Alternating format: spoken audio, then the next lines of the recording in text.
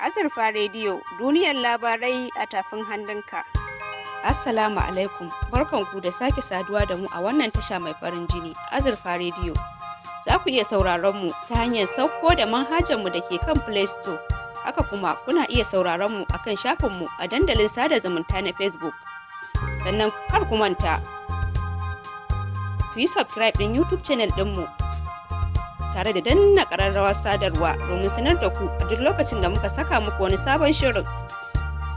Azurfa Radio, muryar zamani.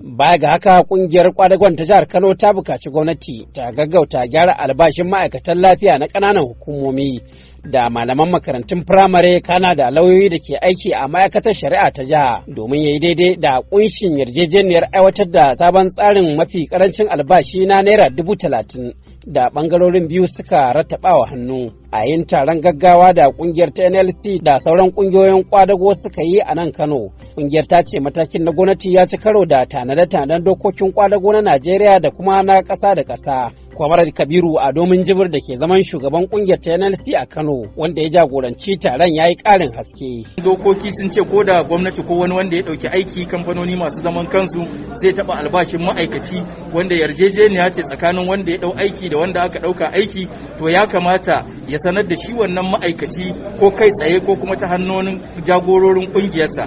Saboda haka mun yi watsi da wannan yanka, kuma mun yi kira ga gwamnatin jihar Kano da ta dawo da ma'aikata wannan kuɗaɗe da ta yanka, sannan kuma ta dakatar da wannan yanka, ta ci gaba da biyan albashin ma'aikata na 30,000 kamar yadda aka saba. Dangane da haka ne kungiyar ta ce babu shakka za ta tsunduma yajin aiki na gargaɗi muddin gwamnati ta gaza ɗaukar matakan da suka dace a cikin makonni 2 masu zuwa. Mun ba wa gwamnati wa'adin kwana 14 ranakun aiki kamar yadda dokar kwadago ta tanada. Idan kuma bata biya mana su ba ko bamu samu yarjejeniya ba, to daga ranar Litinin 15 ga watan Yuni 2020 karfe 12 na dare, ma'aikata da suke karkashin waɗannan ƙungiyoyi na kwadago na jihar Kano kafatani za su tsunduma yajin aiki na gargaɗi na kwana 7.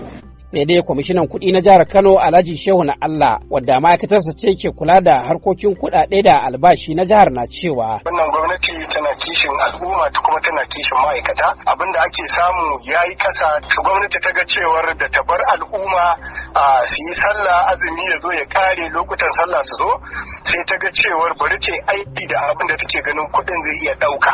Kuma na imanin cewar kungiyar kwadago da ma'aikata a jihar Kano masu tsinkaye ne, masu sanin ya kamata ne, masu tabbatar da cewar gwamnati tana iyaka wata ganin cewa ta tsare haƙƙinsu da mutuncinsu, musamman abu ne a sarari na duk duniya, ba na ƙasar Najeriya kaɗai ko ba na jihar Kano ba.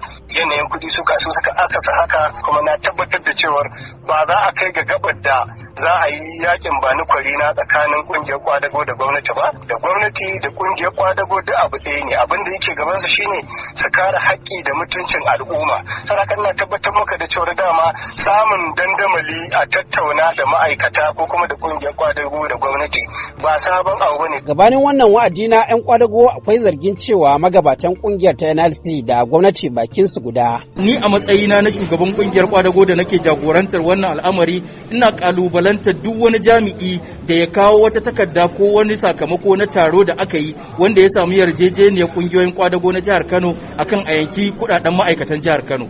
Shugaban kungiyar kwadago ta jihar Kano kenan, Kwamarar Kabiru a domin jibir.